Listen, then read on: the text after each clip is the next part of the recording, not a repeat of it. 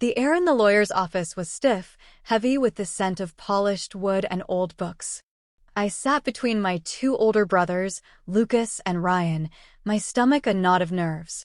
The reading of Dad's will. It felt surreal. Dad was gone. That fact hadn't settled in yet, not really.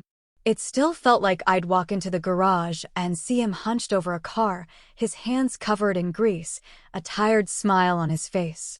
But here we were, in a high-backed room where legalities reduced his life to assets and numbers. To my eldest son, Lucas Foster, I leave the sum of $100,000, the lawyer, Mr. Callahan, read in his calm, measured tone. Lucas grinned, sitting up straighter, running a hand through his meticulously styled hair. He had always been the golden boy, the one Dad expected to take over the business before he lost interest in manual labor and chased money elsewhere. And to my second son, Ryan Foster, I leave the sum of $100,000. Ryan smirked, leaning back in his chair as if this had been expected all along. Of course it had. They'd always assumed they were the favorites, the ones who mattered. I swallowed hard, waiting for my name. And to my daughter, Lily Foster. Mr. Callahan paused, glancing at me over his glasses before continuing. I leave Foster's gas and service station. Silence filled the room. Then, Lucas burst out laughing. A sharp, cruel sound. Ryan snickered. You're kidding, he said, shaking his head as if waiting for a punchline. That place is a dump. Enjoy your junk pile, little sister, Lucas sneered, his blue eyes flashing with amusement. Dad must have had a real sense of humor, huh? I stiffened, gripping the armrests of my chair. Anger burned in my chest, but I kept my face neutral. I wouldn't give them the satisfaction of seeing me break. Mr. Callahan cleared his throat. There is no mistake, he said firmly, sliding the official documents toward me. The station, the land it sits on, all assets associated with it. These are legally yours, Lily. Lucas shook his head, still chuckling. Well, I guess we know who got the short end of the stick. Ryan leaned in, his smirk widening. Look, Lily, if you want to get rid of that mess, let me know. I can find a buyer. Might even throw you a few grand out of pity. I forced myself to breathe slowly. I think I'll manage, I said, my voice even. Lucas and Ryan exchanged glances before shrugging. They had what they wanted, cold, hard cash. To them, I had been saddled with a liability, something useless. But they were wrong. Dad had always been deliberate in his choices. He wasn't a man who made mistakes, not with his family, not with his business. If he left me the station, there was a reason. My brothers stood, stretching like they had just finished a boring meeting. Well, enjoy fixing carburetors and pumping gas, Lucas snickered, adjusting the cuff of his designer suit. We'll be out spending our money. With that, they walked out, laughing under their breath. I sat there, gripping the edge of the desk as their footsteps faded down the hallway. The lawyer gave me a patient look. Miss Foster, if you have any questions. I'm fine, I cut in, standing quickly. My heart was hammering, but I refused to show it. Thank you for your time, Mr. Callahan. I gathered the papers and walked out, my chin high. Outside, the air was sharp and cool, the sun too bright. My hands trembled as I unlocked my car, sliding into the driver's seat. The second the door shut, I let out a shaky breath. They thought it was a joke. They thought I had been given nothing. But I knew my father. And I knew one thing for sure, Foster's gas and service station was more than it seemed. The drive to Foster's gas and service station felt longer than usual. Maybe it was because my mind wouldn't stop racing, replaying Lucas and Ryan's laughter like a broken record. They had dismissed me so easily, so confidently, as if Dad had left me a pile of scrap metal instead of a legacy. But I refused to believe it was worthless. Dad had spent years working at the station. He had poured his time, sweat, and heart into it, and he had chosen to leave it to me. Not them. That meant something. It had to. The station came into view just as the sun dipped behind the trees. The neon sign flickered, buzzing faintly in the dimming light. The garage itself was old, weathered by years of oil and rust, but it wasn't the mess my brothers made it out to be. The pump still worked. The tools were in their places. Dad had loved this place. I parked in front of the office and took a deep breath before stepping inside. The familiar scent of motor oil and leather greeted me, along with the faint lingering of Dad's aftershave. For a moment, I stood in the doorway, just taking it in. The wooden desk, the old filing cabinets, the calendar still flipped to last month. It was as if he had only stepped out for a break, like he might walk back in at any second. But he wouldn't. Shaking off the tightness in my chest, I flicked on the light and moved toward the desk. I had gone through it 100 times before, helping Dad with paperwork, but tonight felt different. Tonight, I was looking for anything that might explain why he had left this place to me. I ran my fingers over the surface, tracing the scratches and dents from years of use. My eyes landed on the bottom drawer. It was locked. Dad had always kept that drawer shut tight, telling me it was just business records. But now that I owned the station, I needed to see everything. I rummaged through his desk, searching for the key. Nothing. Frowning, I knelt down, running my hand along the side of the desk. That's when I felt it. A slight ridge. A panel that wasn't quite flush with the rest. I pressed my fingers against it, pushing carefully. Click. A hidden compartment. My breath caught as I pulled it open, revealing a small, steel safe embedded in the wood. It was old but sturdy, the kind you'd need a combination for. My hands shook as I traced the numbers on the dial. Why had Dad hidden a safe here? My mind raced. I had no idea what the combination could be, but I knew my father. He wasn't the type to use something random. It had to be something personal. I tried his birthday first. Nothing. I tried mine. Still nothing. Frustration built in my chest. I sat back, staring at the safe, thinking. Then it hit me. The day Mom died. It was one of the only dates Dad ever talked about, the one that had changed everything for him. I turned the dial carefully, inputting the numbers. Click. The safe door creaked open. Inside was a neatly folded envelope with my name on it, along with a thick stack of documents. My heart pounded as I reached inside, pulling them out. I unfolded the letter first, my fingers trembling. Dear Lily, if you're reading this, then you've already started putting the pieces together. I swallowed hard. His handwriting was as strong and steady as I remembered, but the words felt heavier than anything he had ever spoken aloud. This station isn't worthless. It's the key to something much bigger. My breath hitched. I read on. I never told Lucas and Ryan because I knew they'd sell it without a second thought. But you? I know you'll understand. You've always had the patience to look deeper, to see beyond what's in front of you. That's why I left this to you. I blinked rapidly, forcing down the lump in my throat. Inside the safe, you'll find everything you need, the paperwork, the records, and the truth about what this station is really worth. I trust you, Lily.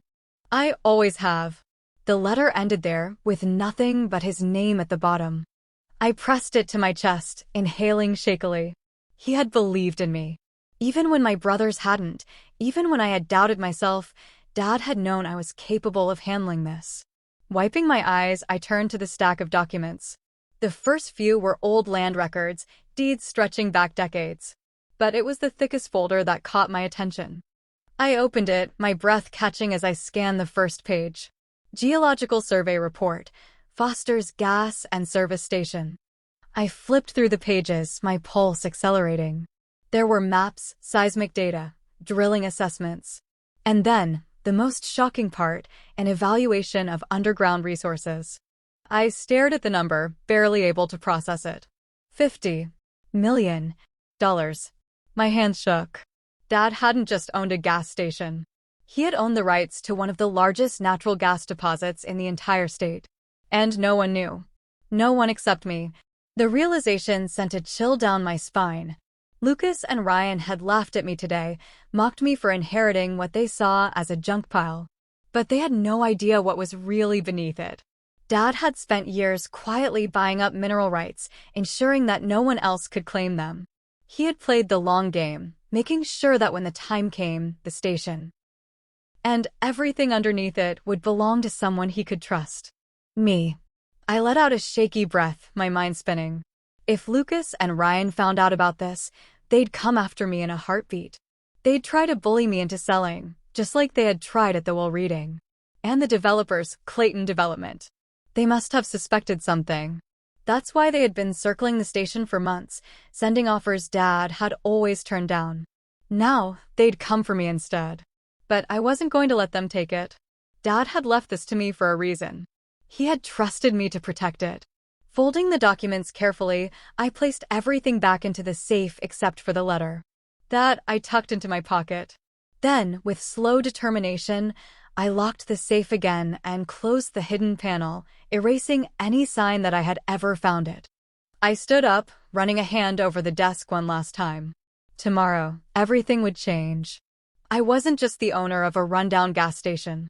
I was the key to something far bigger than my brothers had ever imagined. And I wasn't going to let anyone take it from me. I sat in my father's old office, the weight of the discovery pressing down on me. The geological survey lay in front of me, its bold numbers practically screaming from the page, $50 million.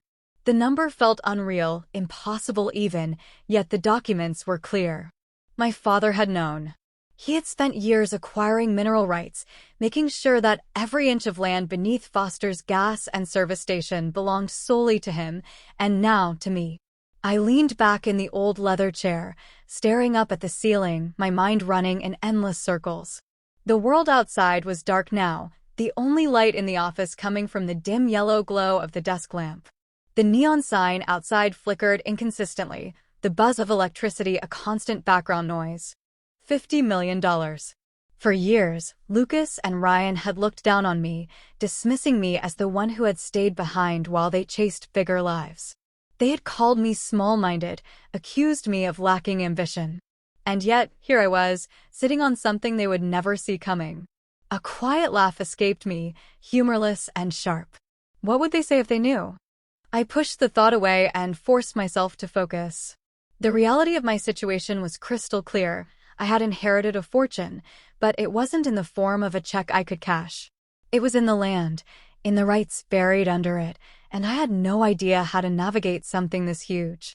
Reaching for the stack of papers again, I sifted through the documents, looking for anything that could tell me what to do next. Then I found it. A small, folded note tucked between the pages. My name was scrawled across the front in my father's handwriting. I unfolded it with careful fingers, my heart hammering in my chest. Lily, if you've found this, you're exactly where you're meant to be. I know this is a lot to take in, but I left it for you because I believe in you. You have the patience and the intelligence to see the truth that others would overlook. This station is more than just a business. It's a legacy, a foundation. The land beneath it is valuable, but the way you handle it will define what it becomes. Lucas and Ryan wouldn't have understood that. They see things in terms of money alone. But you have always looked beyond the surface. Do not sell. Do not let them trick you or pressure you. You hold the cards now, and there are people who will try to take them from you. Be careful. Trust your instincts. And remember, I built this for you. With love. Dad ***. I exhaled slowly, my grip tightening on the letter. He had known. He had known that Lucas and Ryan would come for me, that developers would circle like vultures, that people would try to rip this out of my hands. And he had trusted me to handle it. I swallowed hard, closing my eyes for a moment. The weight of responsibility settled over me like a heavy coat, suffocating yet strangely empowering. This wasn't just about money. It was about my father's legacy, about everything he had built with his own two hands. I wouldn't let them take it from me. The next step was clear. I needed to know everything. Digging deeper into the files, I found reports, contracts, and mineral rights agreements, each more complex than the last. My father had been meticulous, ensuring that every legal loophole was closed, every claim was secured. He had played a long game, and now it was up to me to finish it. But before I could move forward, I needed help. This wasn't just about running a gas station anymore. It was about business. Negotiations. Understanding the laws around extraction rights. I had never dealt with anything like this before, but I knew one thing: if I wasn't careful, someone would try to take it all away. I grabbed my phone, my fingers hovering over the screen. Who could I even call? A lawyer. I needed a lawyer. Not just any lawyer, a damn good one. But even as I considered it, another thought pushed forward. If I started asking questions, word would spread. And if word spread, my brothers would find out. The developers would find out. I wasn't ready for that. Not yet. I needed time. Time to understand what I was sitting on. Time to figure out how to navigate this without someone swooping in to take advantage of me. Setting my phone down, I leaned forward, elbows resting on the desk. I needed to be strategic. I pulled out a notepad and started writing. 1. Research natural gas extraction. How does it work? What are the risks? 2. Find a lawyer, but be discreet. 3. Check Dad's financials. Was there existing interest from companies? Any deals in the works? 4. Figure out Lucas and Ryan's weaknesses, because the moment they found out, they'd try to make this theirs. I tapped the pen against the desk, staring at the list. It wasn't perfect, but it was a start. Standing, I stretched, my muscles stiff from sitting for so long. The office suddenly felt smaller, as if the weight of everything inside it was pressing down on me. I grabbed the geological survey and Dad's letter, folding them carefully before tucking them into my bag. The rest of the documents I locked back inside the safe. No one needed to see them yet. Flicking off the light, I stepped outside into the night air. The sky was clear, stars scattered above like tiny pieces of glass. The cool breeze carried the scent of oil and gasoline, familiar and grounding. This was my home. For years, I had thought I'd always be stuck here, running a gas station while my brothers went off to live their big, important lives. But now, everything was different. I wasn't stuck, I was in control. I turned toward my car, but before I could get in, headlights appeared in the distance. I froze, watching as they grew closer, the engine a low hum against the quiet night. A sleek black sedan. Not Lucas. Not Ryan. Someone else. My pulse quickened. I stepped back into the shadows of the awning, watching as the car pulled up in front of the station. The engine cut off. For a long moment, nothing happened. Then, the driver's door opened, and a man stepped out. He was tall, dressed in an expensive suit, his movements calculated and precise. Even from a distance, I could tell he wasn't here for a fill-up. I gritted my teeth. The vultures were already circling. Straightening my shoulders, I stepped forward. If they thought I was going to roll over and sell, they were dead wrong. Dad had left this to me for a reason, and I was going to fight for it. The man from the black sedan stood with a posture of quiet authority, his hands in his pockets, his gaze steady as he looked at me. The sharp cut of his suit and the way he took in his surroundings told me everything I needed to know. He was here for business, not for gas. I tightened my grip on my bag, schooling my expression into something unreadable as I stepped toward him. "You're here late," I said evenly. A small smile touched his lips, though it didn't reach his eyes. "I could say the same to you, Miss Foster." He knew my name. That wasn't surprising, but it still sent a jolt through me. Whoever he was, he had done his homework. I crossed my arms.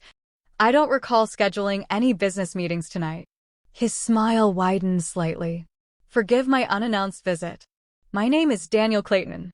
I represent Clayton Development." My breath caught, but I didn't let it show. Clayton Development. I had heard the name before. My father had mentioned them more than once, usually with an annoyed shake of his head. They were a real estate and land acquisition firm, notorious for buying out family-owned properties and flipping them for massive profits. And now they were standing on my doorstep. I forced a polite smile. "I'm familiar with your company." "I thought you might be," he said, his voice smooth, practiced.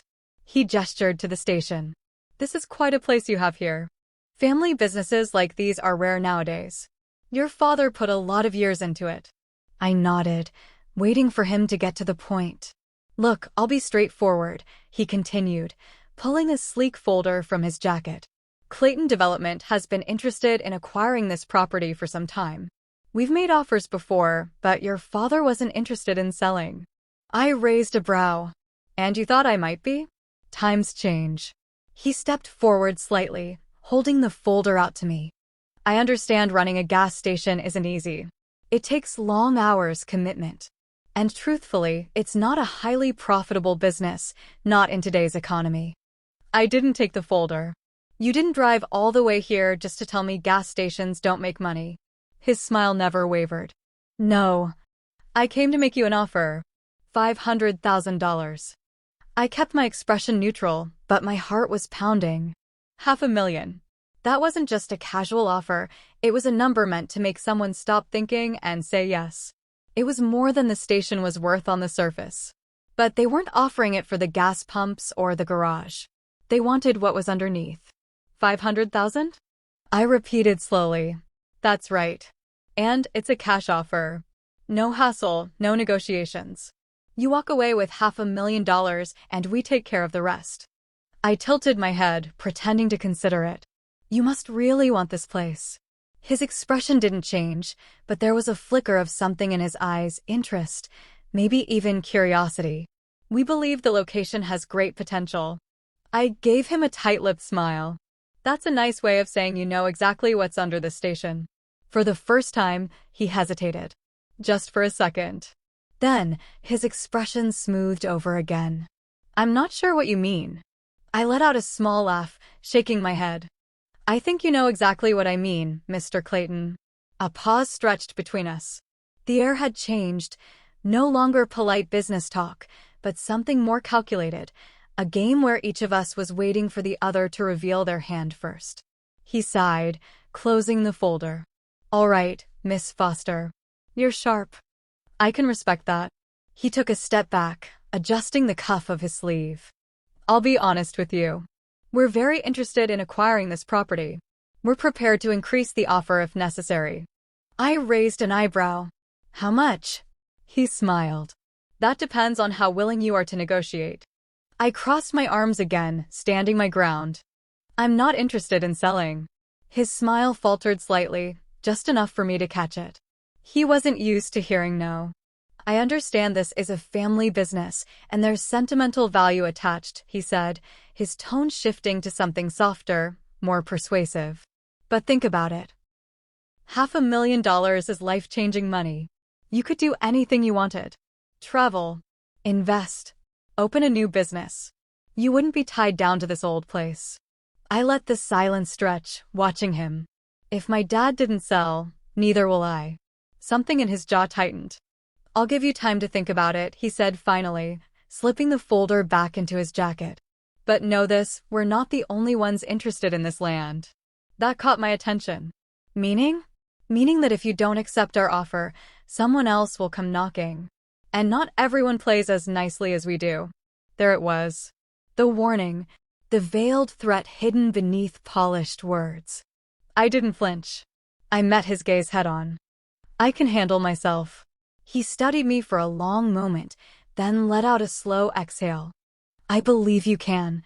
Without another word, he turned and walked back to his car. I watched as he slid inside, the black sedan humming to life. The headlights flared as he pulled away, disappearing down the road. Only when the taillights vanished completely did I let out a slow breath. I didn't sleep that night. I stayed up poring over every document, rereading my father's letter, thinking about Clayton Development's offer and what it really meant. If they were willing to throw down $500,000 right out of the gate, that meant they knew exactly what they were after. They weren't making a casual investment. They wanted this land because they knew about the natural gas. And if Clayton knew, that meant others might too. I wasn't naive. I knew the kind of business world my brothers operated in. Deals were rarely fair, and the ones with power used every trick in the book to get what they wanted. If I wasn't careful, I could be outmaneuvered before I even understood what was happening. But that wasn't going to happen. I had spent years in the shadows, always the overlooked sibling, the one who was never taken seriously. But Dad had seen me. He had known I was capable of handling this. And I would prove him right. By morning, I had a plan. First, I needed to get a lawyer. A good one. Someone who could help me navigate mineral rights and business negotiations before Lucas and Ryan caught wind of anything. Second, I needed leverage. Clayton Development was playing a game, and if I wanted to stay in control, I had to understand exactly how valuable this land was. Third, I needed time. Time to figure out my next move before anyone else made theirs. The sun was rising, casting golden light over the old gas station, making the faded sign glow like something out of a different era. This place had always been my home. Now it was something more. It was my inheritance. My responsibility. And I wasn't going to let anyone take it from me. The morning air was crisp as I stepped out of the gas station office, the weight of everything that had happened settling onto my shoulders. Clayton Development had made their move. Now it was my turn. I locked the office door behind me, slipping the key into my pocket as I walked toward my truck. The sky was streaked with pale gold, the sun still low on the horizon. Everything felt quiet, too quiet. I wasn't naive enough to think Daniel Clayton's visit was the end of it. If he had come here, others would follow. And if Clayton Development already knew about the natural gas deposit, then it was only a matter of time before the vultures started circling in earnest. I slid into the driver's seat and pulled out my phone. The first thing I needed to do was find a lawyer. Not just any lawyer, a damn good one. Someone who knew mineral rights, contracts, and corporate negotiations. Someone who could help me hold my ground when the real pressure came. Scrolling through my contacts, I hesitated for a moment before dialing. The phone rang twice before a familiar voice answered. Lily? This is a surprise. Hey, Mark, I said, gripping the steering wheel. I need a favor. Mark Benson had been my father's lawyer for years, mostly handling small business matters, local disputes, and estate planning. But before he settled in our small town, he had worked in corporate law. He had connections. He knew the game. Of course, Mark said, his tone shifting immediately. What's going on? I need to discuss my dad's estate. Not just the station, but everything tied to it. There was a brief pause. This wouldn't have anything to do with Clayton Development, would it? I exhaled sharply. They came by last night. Offered me $500,000 to sell. Mark let out a low whistle. That's not pocket change. They must know something. They do, I confirmed. And I need to figure out my next move before anyone else makes theirs. Come by my office, he said. We'll go over everything. An hour later, I sat across from Mark in his office, the thick stack of documents spread between us. His brow furrowed as he scanned the geological survey, flipping through the mineral rights agreements my father had locked away in that hidden safe. When he finally leaned back in his chair, I saw something in his expression that unsettled me. They weren't bluffing, he said. This deposit is real. And based on these reports, your father played his cards perfectly. He secured everything, mineral rights, land rights, extraction permissions, without anyone realizing what he was doing. I nodded. I figured as much. But what does that mean for me? It means you have control, Mark said. But that control makes you a target. I clenched my jaw. I won't sell. Then you need a plan. Mark tapped his fingers against the desk, considering. Clayton Development is a big player, but they're not the only ones who'll come knocking. If word gets out, major energy companies will start making offers, real offers. We're talking tens of millions, maybe more. I swallowed hard. So what do I do? You have 3 options. Mark held up a finger. First, you sell outright. Take the money, walk away, and never look back. Not happening, I said immediately. Mark nodded and lifted a second finger. Second option, you lease the extraction rights. That way, you still own the land and the station, but you profit from the gas without selling the whole thing. That was intriguing. And the third? Mark's expression darkened slightly. The third option is the hardest. You go into business yourself. Set up your own energy company and oversee the extraction personally. It's risky, it requires investment and expertise, but if you pull it off, you'd make the most money by far. I exhaled, leaning back in my chair. That's a lot to take on. It is, Mark agreed. But knowing your father, I wouldn't be surprised if he left more than just legal documents behind. He prepared for this, Lily. You should start looking for anything else he might have left you. Business plans, contacts, anything. That made sense. My dad had always been meticulous. If he had been planning for this, there had to be more than just the documents. Mark watched me closely. And one more thing, he said. Lucas and Ryan. I stiffened. What about them? They're going to find out. If they haven't already, they will soon. And when they do, they'll come for you. They're your brothers, but they won't play fair when that much money is at stake. I clenched my fists. I know. I'd recommend getting ahead of it, Mark advised. Because if you don't tell them, Clayton Development might. The drive back to the station was filled with swirling thoughts. My head was buzzing with possibilities, risks, and threats I hadn't even considered before. Mark was right, I had control, but that made me a target. And the people I had to watch out for weren't just corporate developers. They were family. As soon as I pulled into the station, I knew my time had run out. Lucas's car was already there.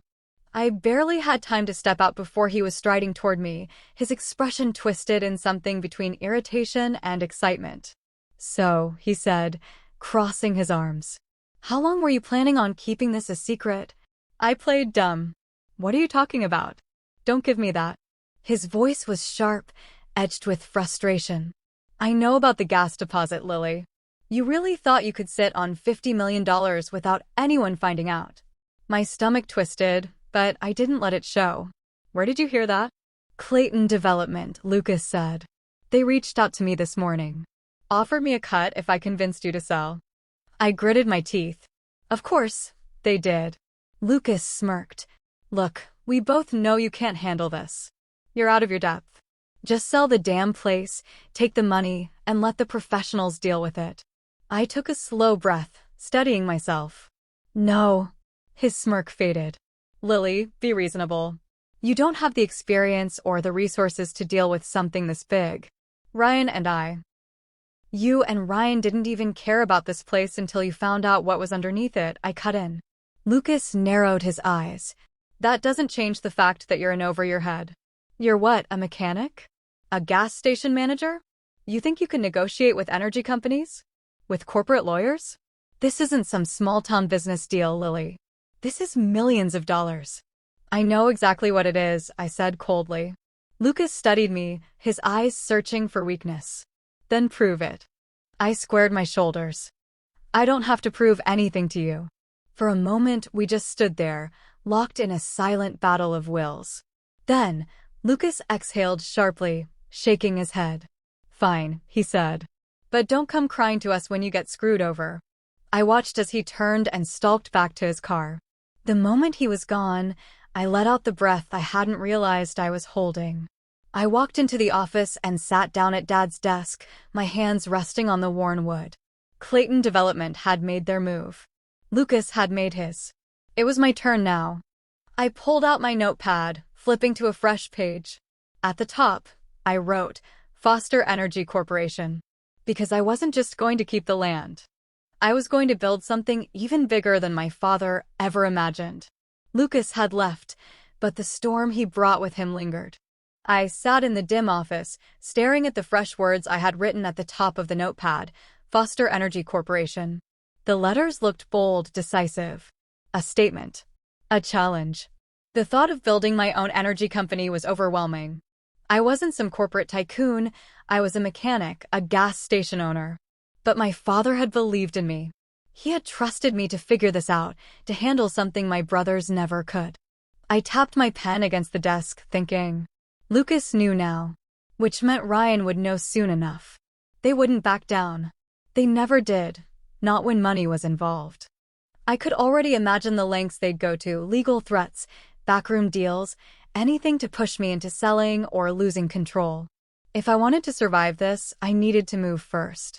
The next morning, I made 2 phone calls. The first was to Mark Benson, my lawyer. Lucas knows, I told him. And I guarantee Ryan will know by noon. Mark sighed. I was afraid of that. We need to get ahead of this before they start causing real trouble. That's why I'm calling. I want to move forward with establishing my own company, Foster Energy Corporation. There was a brief pause before Mark responded, a note of approval in his voice. Smart move. That way, if they try to challenge ownership, it won't just be personal, it'll be legal. Let's meet later today to start the paperwork. We set a time, and I hung up. The second call was to a name Mark had given me, Elliot Pierce. Elliot was a consultant who had spent years working in the energy industry. He wasn't cheap, but he knew everything about mineral rights, drilling contracts, and corporate negotiations. If I was going to stand a chance against developers and greedy relatives, I needed someone like him in my corner. The phone rang twice before a clipped voice answered. Pierce speaking. I hesitated, then went straight to the point. My name is Lily Foster. I own Foster's gas and service station, and I recently inherited mineral rights to a natural gas deposit. I need guidance on what comes next. Silence. Then a slight exhale. Foster, Elliot repeated, as if testing the name. I assume this is about the deposit your father sat on for years? So he knew. Yes, I said. And I'm not selling. Another pause, then a low chuckle. Then you're about to have a hell of a fight on your hands, Miss Foster. I swallowed. I figured as much. That's why I need your help. There was a shift in his tone, interest. I don't usually take on small operations, but I respect someone who isn't willing to get pushed around. If you're serious, I'll meet you in 2 days. We'll go over your assets and discuss a strategy. I gave him my address, confirmed the meeting, and hung up. 2 days. That was all the time I had before things really started moving. Later that afternoon, I met with Mark at his office. The paperwork for Foster Energy Corporation was extensive, but we pushed through it. By the time I left, I was the official founder of my own energy company. It didn't feel real yet. I wasn't a CEO. I wasn't some executive who made billion-dollar deals. But I was the sole owner of one of the largest natural gas deposits in the state, and I was learning fast. The moment I stepped back into the station, my phone buzzed. A text from an unknown number. You're making a mistake. Walk away while you still can. I froze. My heart pounded as I reread the message. No name, no explanation. But I didn't need one. This was a warning. Clayton Development? Lucas? Someone else? It didn't matter. I gritted my teeth and typed back 2 words. Not happening. The next day, the first news article hit. I was in the office, running through financials, when my phone buzzed again, this time a link. The headline made my stomach drop. Small-town gas station inherits $50 million secret, but for how long? I clicked on it, scanning quickly. The article had everything: my name, my father's legacy, the natural gas deposit. It even speculated on whether I would be capable of handling such a massive financial responsibility. Damn it. This was exactly what I had been trying to avoid. Now, the whole world knew. A knock at the door made me jump. Ryan. I barely had time to prepare before he walked in, his expression somewhere between excitement and anger. What the hell is this? He tossed his phone onto my desk, the same article pulled up on the screen. I kept my face neutral. It's exactly what it looks like. You knew about this and didn't say anything? His voice was sharp, accusatory. Would you have done any different? I asked coolly. Ryan ran a hand through his hair, pacing. This is huge, Lily. Do you even know what you're sitting on? Yes, I said. I do. He shook his head. You can't handle this alone. I don't need your help, Ryan. You're being stubborn. His eyes narrowed. Lucas and I. Lucas and you would have sold this place in a heartbeat, I interrupted. Dad knew that. That's why he left it to me. Ryan clenched his jaw. So what's your plan? You're just going to run an energy company by yourself? I'm figuring it out, I said. And I've already taken the first steps. Foster Energy Corporation is officially registered. Ryan's mouth opened, then shut. For the first time, I saw uncertainty in his expression. He had expected me to be floundering. He had expected to walk in here and take control. But I had already moved past that. After a long pause, he exhaled sharply. Fine, he muttered. You want to do this on your own? Good luck. But don't come crying to me when it all falls apart. He turned on his heel and walked out. I didn't stop him. That night, I sat in my father's office, staring at the old desk. The weight of everything pressed down on me, the company, the fight ahead, the enemies I hadn't even met yet. I pulled out the letter Dad had left me, reading his words again.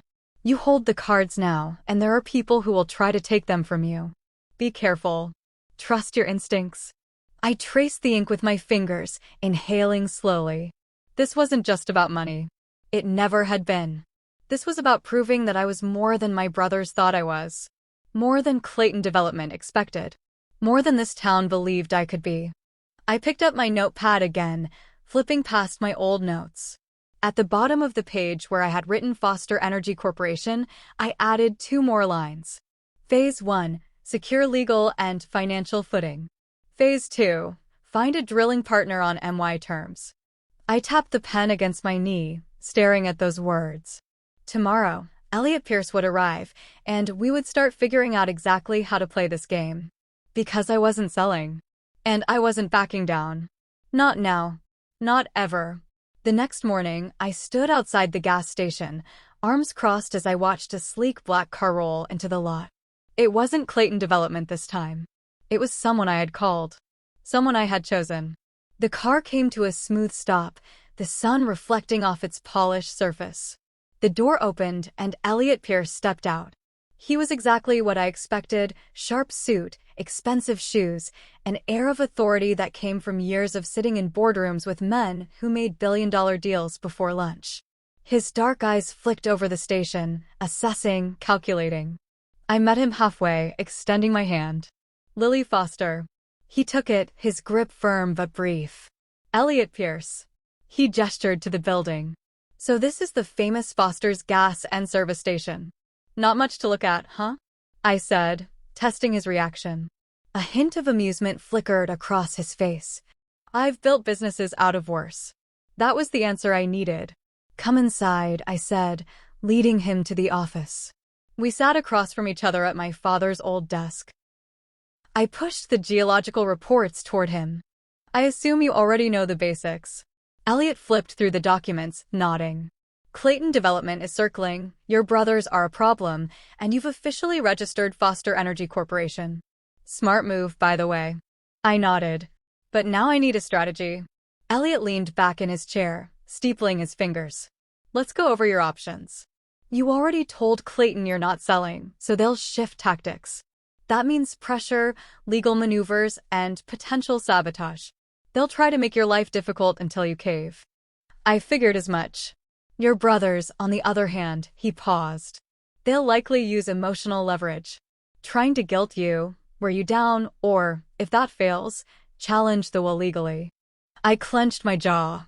Let them try. Elliot nodded approvingly. Good. Now, let's talk about the real issue: extraction. You own the land and the mineral rights, but getting that gas out of the ground isn't something you can do alone. You'll need an extraction partner. I had been thinking about this for days. I want to negotiate a deal where I keep control. I don't want to just lease the rights and let some corporation take over. Elliot raised an eyebrow. That's ambitious. But not impossible. He tapped the geological report. Based on these surveys, this deposit is big enough that serious players will be interested. That gives you leverage. If you negotiate correctly, you could land a profit-sharing agreement instead of a simple lease. 70-30, I said, testing the waters. 70% to me, 30% to them. Elliot's expression didn't change, but I caught the flicker of respect in his eyes. That's bold. Most independents get 20% at best. I'm not most independents, I said. For the first time, he smiled. No, you're not. The next few hours were spent going through numbers, contracts, and strategies. Elliot outlined potential companies that might be interested in a partnership rather than a buyout. He explained how to structure negotiations so I wouldn't get steamrolled by executives who had been doing this for decades. By the time we finished, I had a solid game plan. Step 1. Vet potential extraction partners. Step 2. Set up preliminary meetings, but on my terms. Step 3. Leverage competing offers to get the best deal possible. You're in a strong position, Elliot said as he gathered his notes. But that also makes you a target.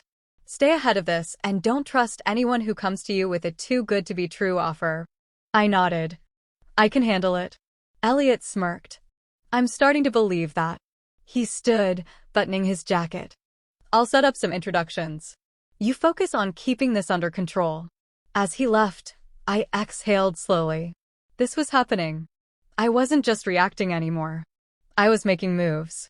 And for the first time, I felt like I had a real shot at pulling this off. I barely had an hour to breathe before Ryan showed up. I saw his truck pull in from the office window. He climbed out fast, his expression set in something between anger and frustration. I knew that look. He wasn't here to chat. I opened the door before he even knocked. "What do you want, Ryan?" He didn't waste time. "I just got off the phone with Lucas. He told me about Clayton's offer." "500,000? And you turned it down?" I crossed my arms. "Yeah, I did." Ryan scoffed, stepping inside. "Jesus, Lily, do you even understand how much money that is? You could walk away with more cash than you'd ever make running this place." "Except this place isn't just a gas station," I shot back. His eyes narrowed. "So it's true? The natural gas deposit? That's real?" I said nothing. Ryan ran a hand through his hair. "You realize what this means, right? You're sitting on millions. And instead of selling, you're what? Playing entrepreneur?" I clenched my jaw. "I'm building something." Ryan let out a short laugh. "Come on, Lily. You're in over your head. You don't know how to handle this." "Funny," I said, leveling my gaze at him. "Dad thought otherwise. That's why he left it to me." Ryan flinched. Just for a second. But I saw it. "Lucas and I." "Lucas, and you never cared about this place," I cut in. "You only care now because there's money involved." Ryan exhaled sharply, pacing the room. "Look, I'm just trying to help you before you make a huge mistake." I studied him for a long moment. "Are you? Or are you just pissed that you and Lucas didn't see this coming?" He didn't answer. Finally, he sighed, rubbing the back of his neck. "Just think about it, okay? Don't throw away an easy win because of some stubborn pride." I watched as he walked out, climbed into his truck, and drove off. As soon as he was gone, I locked the door, exhaling slowly. That night, I sat at my father's desk, staring at the blueprint of my future. Foster Energy Corporation. Elliot was setting up meetings. Mark was handling legal protections. My brothers were losing their grip. I pulled out my notebook and added a new line to my plan. Step 4. Beat Clayton Development at their own game. Because I wasn't just keeping this business. I was going to win. The air was heavy with the scent of oil and gasoline as I stood outside Foster's gas and service station, my father's legacy and now the foundation of something much bigger. The morning sun had barely risen, but my mind was already racing ahead. Today was a turning point. I wasn't just defending what was mine anymore. I was expanding. The meetings with potential extraction partners had been set. Thanks to Elliot's connections, I was sitting down with some of the most powerful energy executives in the state. They weren't just interested in the deposit beneath my land, they were interested in me, in how I planned to handle this operation. That meant I had to prove I wasn't just some mechanic holding on to land out of sentimentality. I had to prove I was the future owner of an energy empire. I stepped inside the office and sat at my father's old desk, fingers tracing the familiar grooves in the wood. The weight of his legacy sat on my shoulders, but for the first time, I wasn't afraid of it. I was ready. The first meeting took place in the station's back office, where I had cleared space for something that felt like an actual boardroom. The men who walked in weren't small-town businessmen. They were CEOs, high-level negotiators, men used to making deals that shifted industries. Elliot stood beside me as they settled into their seats, his presence a quiet reassurance. This was my fight, but I wasn't fighting alone. The first executive, a silver-haired man with sharp eyes, was the first to speak. "Miss Foster, I won't waste your time. You have something incredibly valuable under your land. Our company is prepared to offer you a $10 million buyout. Full cash payment. You walk away with no risk." I didn't blink. "Not interested." He raised a brow. "That's a lot of money to turn down." "It's also a lot less than what I'll make if I do this on my own," I said. A small smirk tugged at the corner of Elliot's mouth. "Good." I was setting the tone. The executive sat back, crossing his arms. "Then what do you want?" I took a deep breath and laid out my terms. 70% of the profits to me. 30% to the extraction company. Full control over the operational timeline. Strict environmental protections to prevent exploitation. A guarantee that local jobs would be created before outside hires. Silence filled the room. I had just rewritten the rules. The silver-haired executive chuckled, shaking his head. "You're bold, Miss Foster. But these numbers, frankly, they're unreasonable." I held his gaze. They're my numbers. One of the other executives leaned forward. What if we counter with 40% to us? Elliot stepped in smoothly. Gentlemen, I think we all know the standard independent mineral rights owner gets no more than 20% in a deal like this. He gestured toward me. Miss Foster isn't looking for a standard deal. She's looking for a partnership that benefits both parties. The room went quiet again. Finally, the silver-haired executive exhaled, shaking his head. You drive a hard bargain, Miss Foster. We'll need to discuss this further with our board. You do that, I said. But know that I have other meetings today. Whoever takes this deal will be the first to tap into one of the biggest deposits in the state. That got their attention. They stood, shaking my hand before leaving. Elliot waited until the door shut before he grinned at me. You just flipped the game on them, he said. They came in expecting to dominate the conversation, and instead, you put them on defense. I smiled back. Let's see if the next group is any smarter. By the end of the day, 2 companies had left the table. They weren't willing to meet my terms. But 3 others had stayed. And that meant I had leverage. Elliot and I sat in the office, going over the revised offers. This one, he said, tapping the page. They're offering 60-40, with a possible shift to 70-30 if initial extraction proves profitable. I nodded. And this one? They're agreeing to 70-30 right away, but they want a longer contract, which means less flexibility down the line. I chewed my lip. Flexibility is important. I don't want to be locked into something I can't adjust later.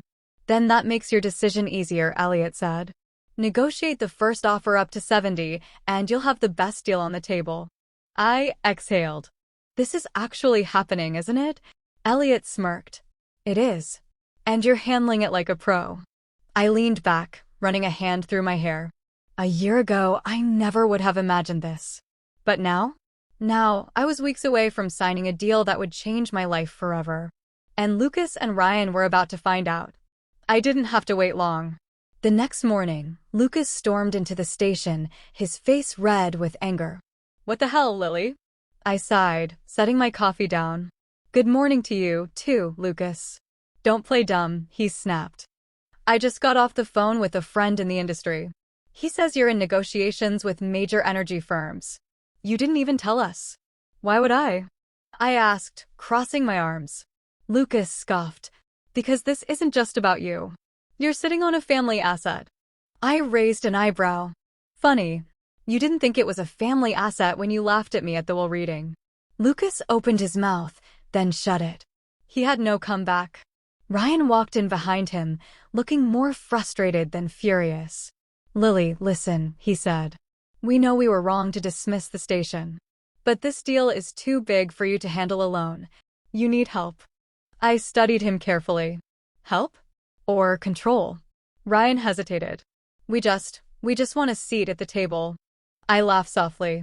Too bad. The table's already full. Lucas's hands clenched into fists.